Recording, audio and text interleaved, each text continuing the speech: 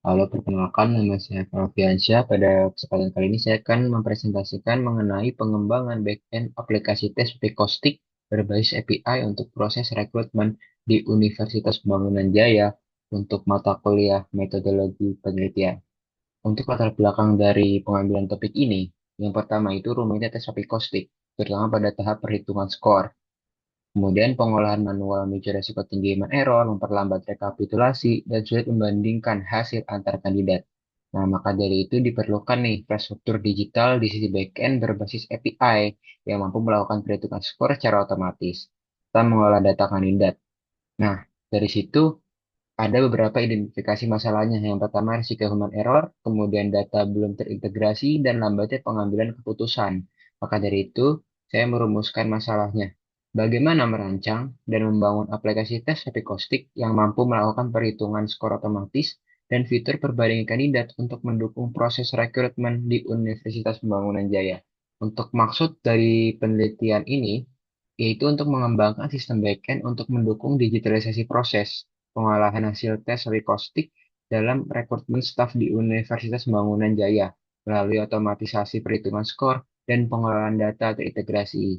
Nah, maka dari itu tujuan dari penelitian ini adalah manajemen data, yaitu mengembangkan sistem backend berbasis Firebase untuk mengelola data kandidat staf. Kemudian otomatisasi scoring, kemudian knowledge base, di mana membangun basis pengetahuan untuk menghasilkan interpretasi skor otomatis sebagai acuan tim HRD. Kemudian ada fitur komparasi, yaitu menyediakan layanan backend yang memungkinkan HRD untuk membandingkan profil antar kandidat. Kemudian untuk ruang lingkup masalahnya yang pertama, yaitu kita itu berbasis web untuk rekrutmen di UPJ, kemudian menggunakan Firebase, kemudian algoritma otomatisasi pemetaan 90 pasang pernyataan, kemudian menyediakan skor kuantitatif dan label kualitatif untuk fitur perbandingan kandidat oleh HRD. Kemudian untuk batasan masalahnya tidak dihubungkan ke sistem lain, seperti penggajian atau administrasi akademik UPJ, kemudian menggunakan Firebase SDK di sisi klien, kemudian soal dan kunci jawaban disimpan statis di file JSON, kemudian hanya menghasilkan interpretasi dasar berdasarkan range value, bukan analisis psikologis mendalam. Nah, berikut adalah tinjauan pustaka. Ini ada 5 literatur review sebagai acuan dari penyusunan proyek ini. Yang pertama ada Kusuma, yaitu hasil penelitian digitalisasi yang mempercepat seleksi dan merapikan data HR. Kemudian ada Putri et al, yaitu tentang validasi ilmiah, bahwa Kopikos itu kuat nih di dunia industri. Kemudian ada Gadia, yaitu berhasil mengotomatisasi API berbasis JSON. Dia itu memangkas waktu deployment dan infrastruktur backend. Kemudian Lowen et al, yaitu membuktikan bahwa Firebase sukses mempercepat development dan real time. Kemudian dari Duhantia dan Nugroho, jadi mereka membuat aplikasi web berhasil nih mengotomatisasi scoring Kopikostik menjadi psikogram. Nah, selanjutnya kita masuk ke elisitasi tahap final. Nah, setelah melakukan proses penyaringan pada elisitasi tahap sebelumnya menggunakan skala prioritas, hasilnya kebutuhan yang berstatus M atau mandatory sebagai fitur wajib dan D desirable sebagai fitur pendukung. Nah, semua itu saya rangkum menjadi elisitasi tahap 4 atau kebutuhan final. Nah, sebagai follow up, kebutuhan final ini saya transformasikan ke dalam bentuk use case. Saya memetakan dua aktor dengan akses terpisah. Yang pertama untuk kandidat, yaitu dia mengerjakan tes dan bisa merequest hasil dari hasil tesnya via Gmail. Kemudian untuk manajemen HRD, dia bisa melakukan urut data kepada data kandidat, kemudian dia bisa bulk import Excel untuk data kandidat yang ingin melakukan ujian, kemudian sebagai langkah selanjutnya dia akan melakukan email blast kredensial untuk kandidat memulai ujiannya. Nah, kemudian yang ketiga itu ada analisis dan pelaporan. Nah, di sini admin itu bisa meriksa hasil, komparasi hasil dari tes kandidat juga, dan bisa melakukan ekspor PDF sebagai langkah follow up dari kandidat merequest hasil via Gmail. Dan kita masuk ke diagram use case. Nah, di diagram use case ini saya ada dua aktor, yaitu kandidat dan admin HRD. Nah, di diagram ini saya mempunyai 7 use case berdasarkan pembentukan task sebelumnya. Yaitu di pertama, kandidat dan admin bisa melakukan yang namanya autentikasi login. Jadi mereka punya hak akses role masing-masing. Nah, untuk kandidat, dia bisa mengerjakan ujian posting dan bisa mengajukan permohonan hasil via CTA Gmail. Nah, selanjutnya untuk admin, dia bisa melakukan email blast, credential access, kemudian dia ada mengelola pendaftaran kandidat yang ada extendnya ke bulk import Excel. Jadi sebagai fitur perluasan opsional dari use case mengelola pendaftaran kandidat. Nah, kemudian ada use case memeriksa, membandingkan, dan mengekspor laporan hasil. Nah, di sini saya akan memecah menjadi 3 di spesifikasi use case nantinya. Itu ada memeriksa laporan hasil kandidat, membandingkan laporan hasil kandidat, dan mengekspor laporan hasil kandidat. Jadi kenapa saya jadikan satu use case?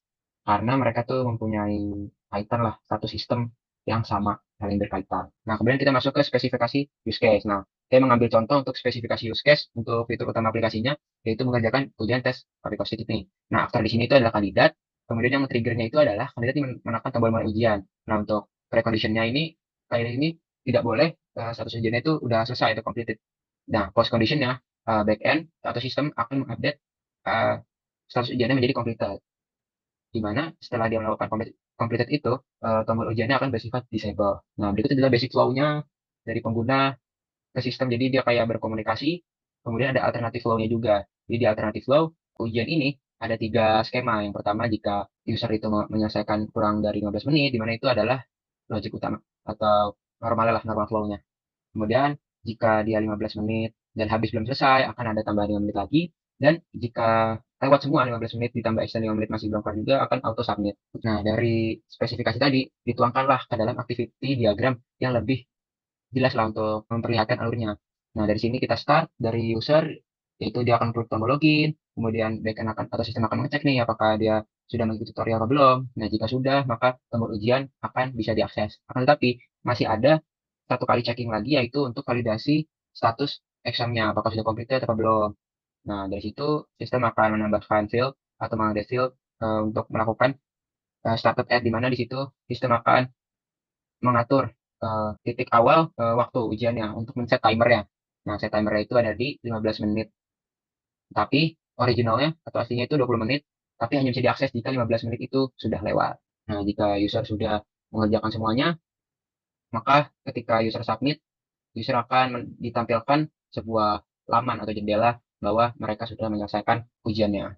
Jadi di sini untuk ke end atau selesainya ada dua, yaitu jika user berhasil untuk menyelesaikan eh, ujian atau jika user sudah menyelesaikan ujiannya. Jadi tidak bisa melakukan ujian kembali atau retake exam. Jadi pokoknya di activity diagram ini kita menggunakan dua swimline. Yang pertama ada swimline dari user dan sistem. Yang dari saya kurang lebihnya mohon maaf. Terima kasih.